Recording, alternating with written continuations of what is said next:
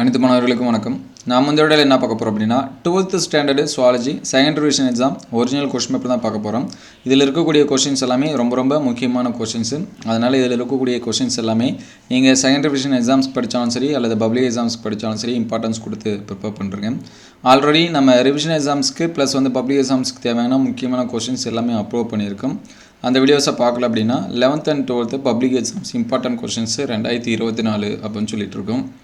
அதில் செக் பண்ணி பாருங்கள். 1 மார்க்ஸை பொறுத்த வரைக்கும் எப்போயுமே புக் பேக் 1 மார்க்ஸ் படிச்சுருங்க எல்லா சப்ஜெக்ட்டுமே. ஆல்ரெடி நம்ம ஃபிசிக்ஸ், கெமிஸ்ட்ரி, பாட்னி, சுவாலஜி இந்த கொஷின்ஸும் முக்கியமான கொஷின்ஸ் அப்லோட் பண்ணியிருக்கோம். Tamil medium and English medium. அந்த வீடியோஸை பார்க்கணும்னா பிளேலிஸ்ட்டில் 11th and 12th public exams important questions 2024 இருக்கும். அதில் செக் பண்ணி பாருங்கள்.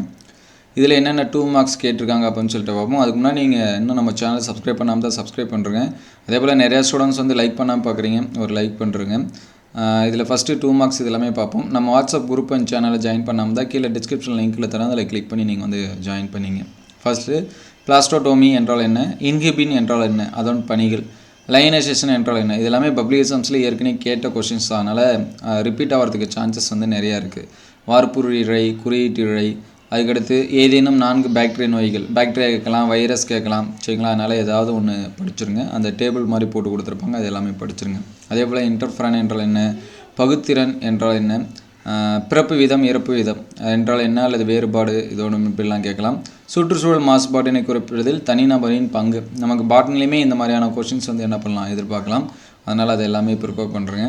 அதுக்கடுத்து 3 மார்க்ஸ் பார்த்திங்க அப்படின்னா இணைவுமுறை இனப்பெருக்கம் என்றால் என்ன, பனிக்கூட துளைப்பு என்பது யாது, இத்தொழில்நுட்பத்திற்கு சட்டப்படியான தடை விதிப்பது ஏன், இது எல்லாமே ரொம்ப முக்கியமானது.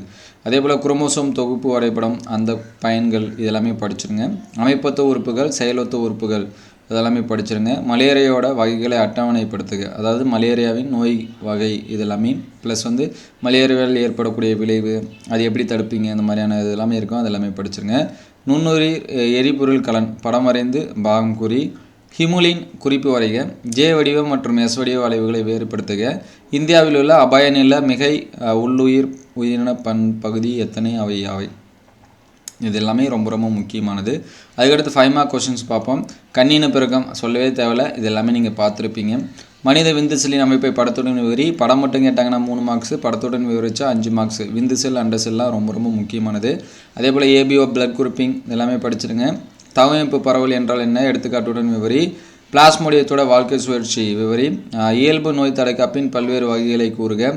விலக்கு நகலாக்கத்தின் நன்மை தீமை, இது எல்லாமே ரொம்ப முக்கியமானது. அதே போல் ஆர் தேர்வு செய்த மற்றும் கே தேர்வு செய்த சிற்றினங்களுக்கு இடையே உள்ள வேறுபாடு பட்டியலிடுக. உயிரி பல்வகைத்தன்மை இழப்பதற்கான காரணங்கள். நீர் மாசுபாடு என்றால் என்ன, நீர் மாசுபாட்டினால் உயிரினங்கள் ஏற்படக்கூடிய விளைவுகள், இது எல்லாமே இம்பார்ட்டன்ஸ் கொடுத்து படிச்சுருங்க.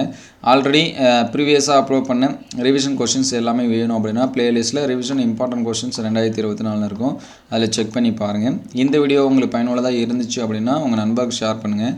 இந்த மாதிரி வீடியோ தொடர்ந்து வரணும் அப்படின்னா நம்ம சேனல் லைக் அண்ட் சப்ஸ்கிரைப் பண்ணுங்கள். தேங்க்ஸ் ஃபார் வாட்சிங்.